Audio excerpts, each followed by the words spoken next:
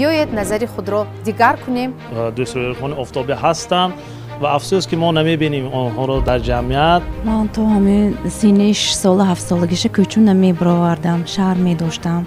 از دروازه خانه شما بیرون میبرم ابرقچه؟ نه، بسیار در خانه شده تلویزیون تماشا میکرد. نیمه شد که ای و افتش دیگه خیل این افتش چیم بچی ما موندن نمیشد. تا حال در خانه گیران میشنن به جمعیت حالی نبروادن. حرکت میکنم کودک را اجتماعی نموده ملکه‌های خود خدمت رسانی کودک را انکشاف دیم.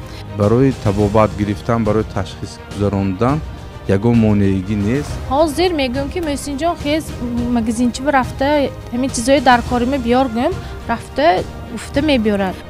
جمعیت بیماری او رو به نظر نمیگیرد. برای وای این آدم است، این کودک است، این شخصیت است. اگر ضروریت خود را در جمعیت احساس کند و محدودیت را نباید حس کند.